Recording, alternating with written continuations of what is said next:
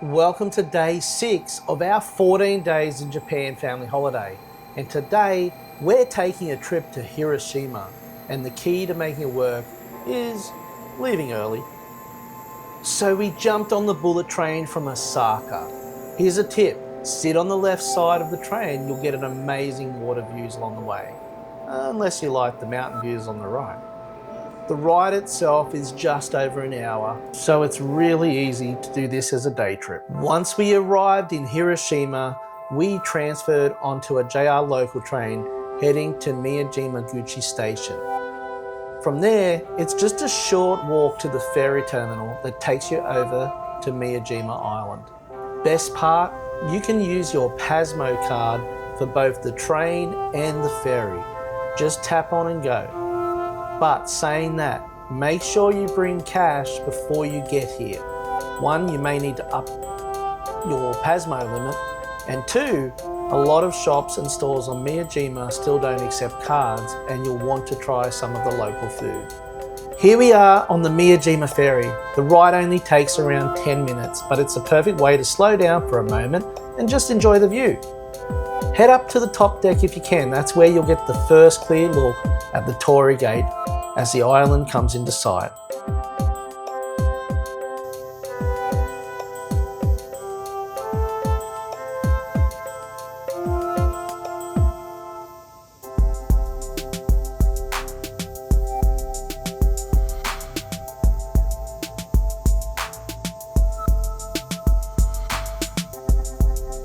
As you head along the waterfront, you'll also see a statue of Taira no Kiyomori, the samurai leader who helped build Itsukushima Shrine. He's remembered for making this island the spiritual and cultural place it is today.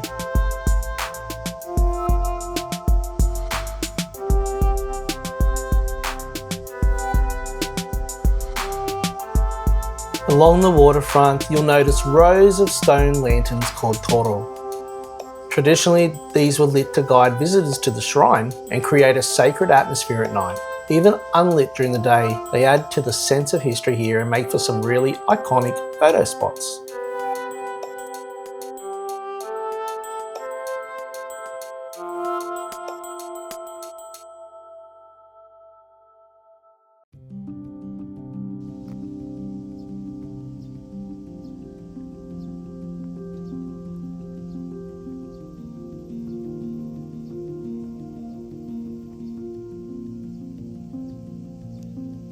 Just like Nara, Miyajima has free roaming deer, but here they're a little calmer, a little friendlier. The kids love being able to pat them as we walked along the shoreline. It's such a special experience.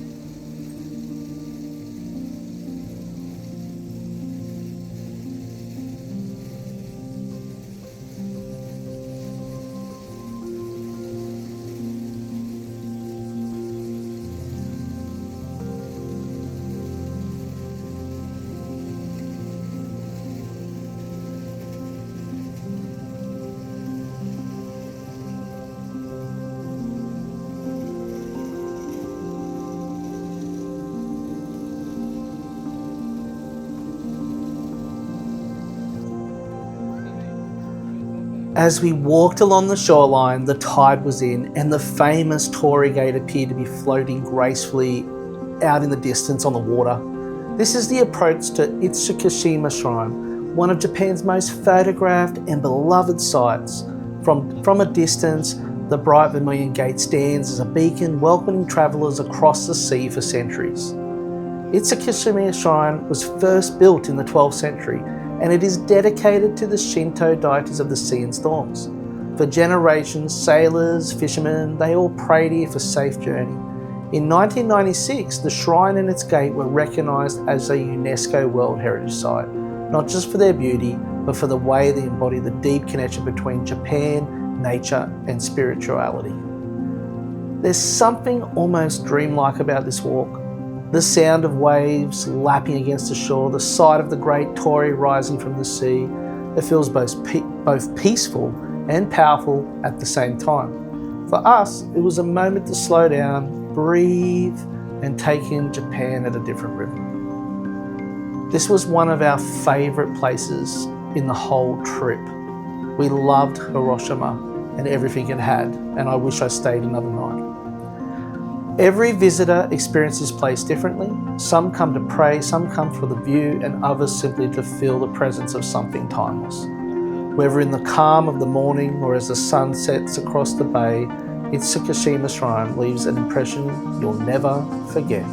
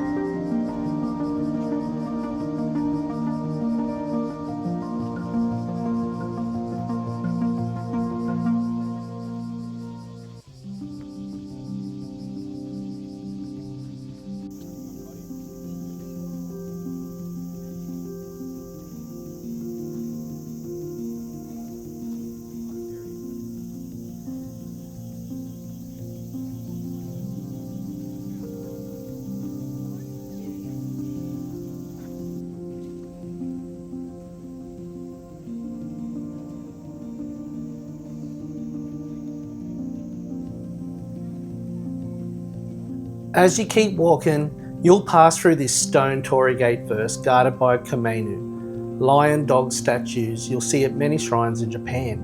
One has its mouth open, the other closed. Together, they represent the beginning and end of all things, protecting the space inside. With the water behind them, it's such a powerful entrance to the sacred area.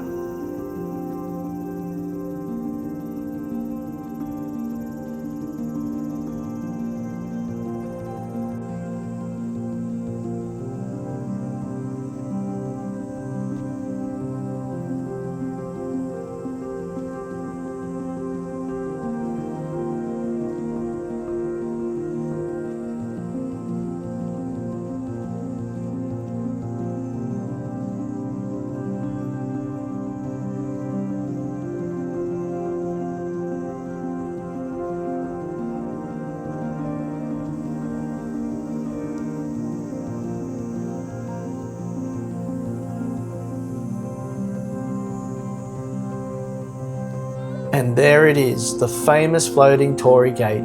Seeing it rise out of the water for the first time really does stop you in your tracks. This is why coming in the morning is worth it. The crowds aren't too heavy yet, the light is soft, and you can soak it all in. Beautiful.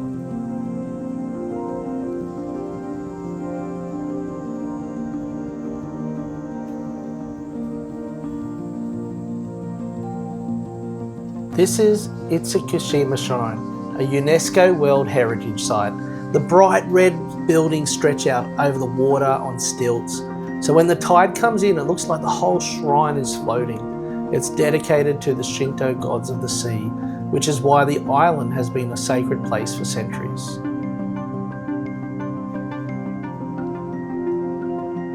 Now, we never came here expecting to stay the whole day.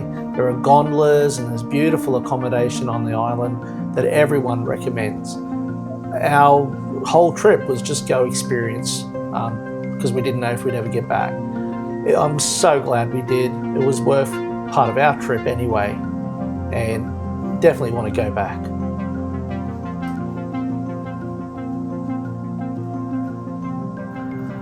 After seeing the Torii Gate, taking a heap of photos, and then looking at the temple, we decided we'd keep it simple and headed back. Just the highlights because we wanted time for Hiroshima itself. From here, we switched over to the World Heritage Sea Route Ferry. We bought the tickets on the day and were able to get tickets pretty easily. The ferry is honestly one of the best ways to arrive in Hiroshima. You glide along the water and slowly enter the canals, and the city just opens up in front of you. And it's about another 40-minute sort of boat ride, which is a lot of fun for the kids and the family. If you can, like I said, book it in advance. It costs a little more than the local ferry, but the views are worth every yen. especially when you get to the next part. And there it is, the atomic dome. From the water, it really hits you.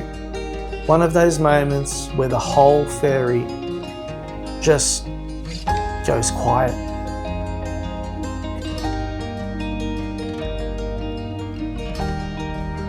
Once we were off the boat, we made our way into the Peace Park and over to the dome. It's very peaceful, but it's heavy. You're just sort of alarmed by just a catastrophic event that happened here. You can feel the history in the air, and it's something you just don't forget quickly when you first see it.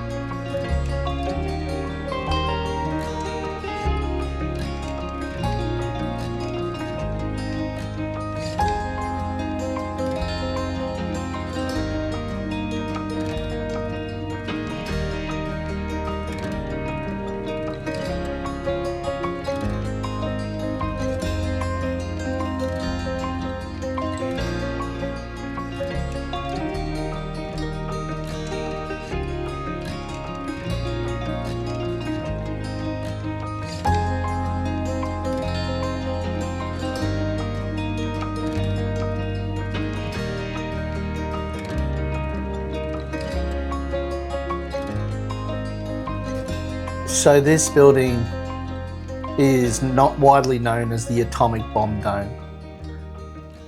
It was once the Hiroshima Prefectural Industrial Promotional Hall, built in 1915. On August 6, 1945, the atomic bomb detonated almost directly overhead. The explosion instantly destroyed the city. Yet, miraculously, parts of this building's steel dome and walls remain standing. Rather than demolish it, Hiroshima decided to preserve the ruins as a stark reminder of the horrors of nuclear war. Today, the Atomic Bomb Dome is a UNESCO World Heritage Site, standing as a symbol of both tragedy and resilience. It's a place where visitors from around the world come to reflect, to honour the tens of thousands of lives lost, and to the hope that such devastation is never repeated again. By the end of 1945, around 140,000 people had died from the immediate effects of the blast, burns and radiation. In the years that followed, many thousands more suffered and died from radiation-related illness. There's no real number on how many have been affected. As you walk through the Peace Park, you'll see stone memorials like this one, inscribed to console the souls of those who died here. You'll notice offerings of water bottles left by visitors, a moving reminder that so many victims of the bombings passed away desperately thirsty. Small details like this really bring the history into focus.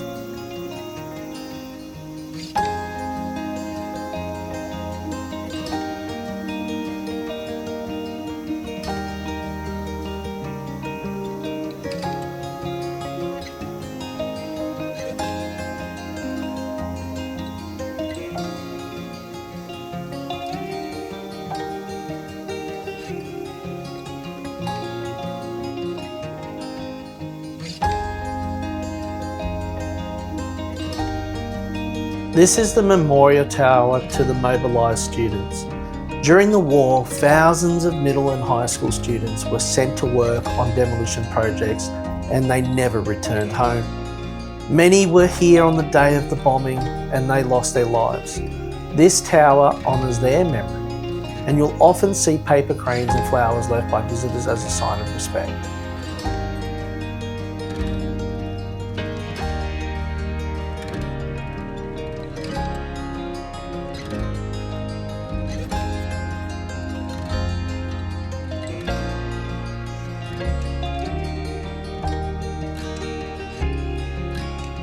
After walking through the Peace Park and seeing the memorials, we headed into the Peace Memorial Museum itself. This is part of the trip that really stays with you. It's powerful, confronting and deeply moving. One of the first things you see is an interactive display, a large round table with a 3D map of Hiroshima. It shows the city as it was before the bombing and then the devastation after the atomic bomb was dropped back in 1945. Watching that transformation makes it real.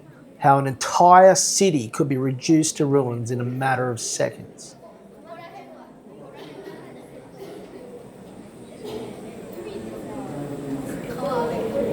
Everyone just going to school.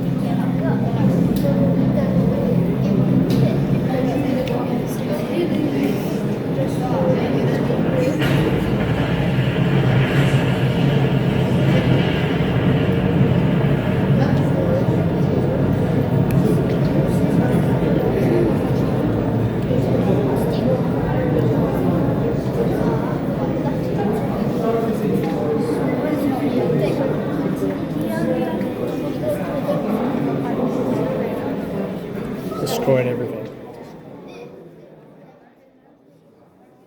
From there, the museum takes you deeper into the stories of the people who lived through it. It's not just history in books, it's personal, emotional and heavy, with a lot of graphic photos and graphic materials.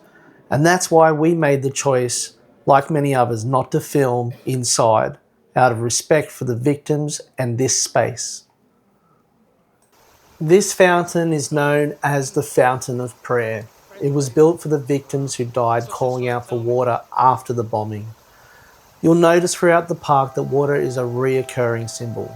Visitors leave bottles and offerings, a way of bringing comfort to those memories.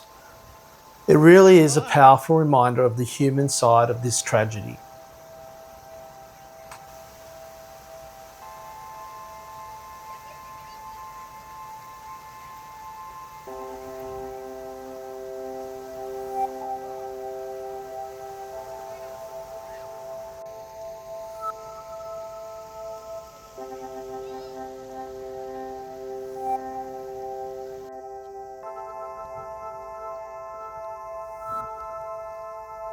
This statue is known as the Prayer for Peace. It shows a mother holding a child standing on a golden crescent moon. It symbolises the suffering families went through in Hiroshima, but also the hope that future generations will be safe from war and nuclear weapons. That's one of the most moving monuments in the park.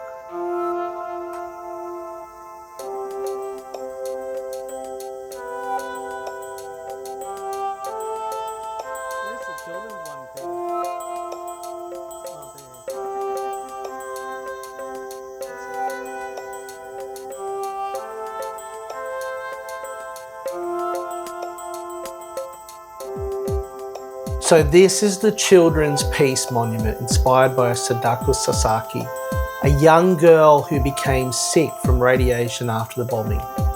Sadako folded over 1,000 paper cranes, hoping for recovery, and today her story has become a global symbol of peace. Surrounding the monument, you'll see thousands upon thousands of paper cranes sent from children and schools around the world. Every single one carries a wish for peace, and together they make this one of the most moving parts of the whole entire park. The flame shown here is the peace flame in the center of Hiroshima's Peace Memorial Park. It was first lit in 1964 and it has burned continuously ever since. The flame represents the hope for a world without nuclear weapons.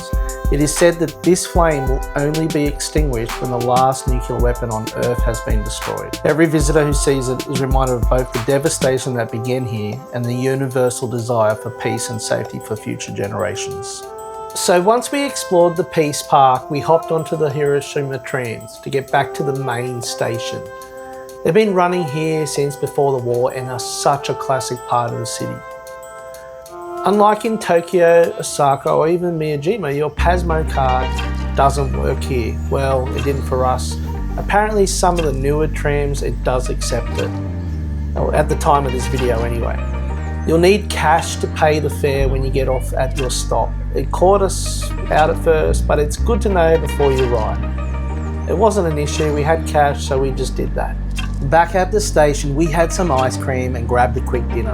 It was a nice break before our ride back. We'd pre-booked our Shinkansen for 6:30 that night, so seats were sorted. We headed back to Osaka.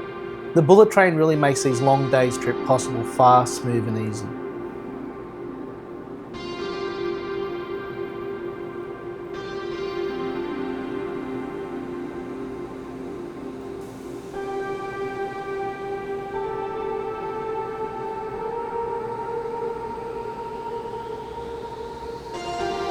Once we were back, we realised we needed to pack for day 7, and that meant more luggage for all of the souvenirs we'd collected.